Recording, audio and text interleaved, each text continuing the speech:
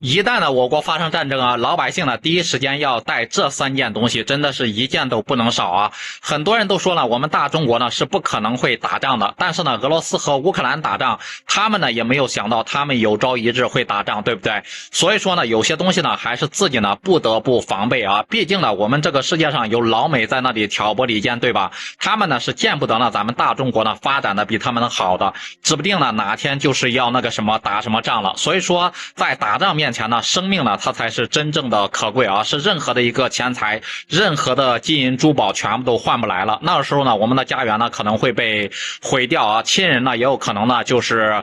在那么一瞬间嘛就消失在我们面前，一切所有都没有了啊。所以说呢我们一定要保住自己以及家人的一个生命，那才是一个王道。虽说呢是21世纪啊，但是说到底呢，只要我们中国越来越强大，这些西方国家呢肯定会对我们呢会有意见性的啊，因为这些国家呢都非常的嫉妒性都很强的，他们的眼皮也很浅，因此呢我们也不得不防备，一旦战争真的是要爆发了，那我们需要携带一些关键的物品，先把生命给保住啊。今天呢就给大家分享一下这常见的3样物品，如果呢你觉得我说的对，说的有道理，那就点赞收藏起来。那首先呢第一样东西就是我们要准备一些干粮和水源啊，因为呢它是储备我们的能量，包括保持我们的一个体力的。在战争环境当中啊，食物和水源的一个供应呢肯定会受限，因此呢我们需要携带到足够的一个干粮，包括饮用水是非常关键的。干粮呢可以给我们提供长时间的能量支持，而储备的这个水源呢则可以帮助我们呢保持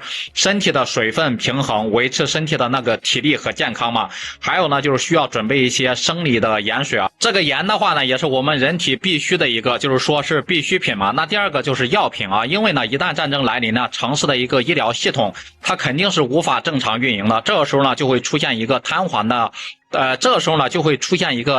的一个状态，那我们就必要的为自己准备一些常规的药品，像什么那些退烧药了、消炎药了、感冒药了，这些都是非常关键的啊。大家可以想想看，就是2年之前嘛，我们疫情最严重的时候，这些药品呢都是很难求的，对吧？所以说呢一定要备一些啊。那第3个呢就是各种照明的一个东西啊。那为什么今天呢会让大家呢要带这些东西呢？因为当整个的战争降临的时候呢，很有可能会出现停电，长期停电的一个情况下呢，如果我们晚上没有这个灯，真的是不利于逃生，包括正常的一个生活。还有就是大家呢最好是带那种带太阳能的那种移动的电源，它可以呢自行发电，让我们的手机呢处于正常运行的一个状态，这样呢我们就可以方便了解到外面发展的一些局势，包括信息，随时呢与外面取得一个联系，寻求帮助。最后呢大家还是要准备一些防身的武器啊，因为在这个乱世之中啊，如果说你遇到威胁，不是你死了就是我亡，所以说保护好家人和自己呢是一件非常重要的事情啊。其实呢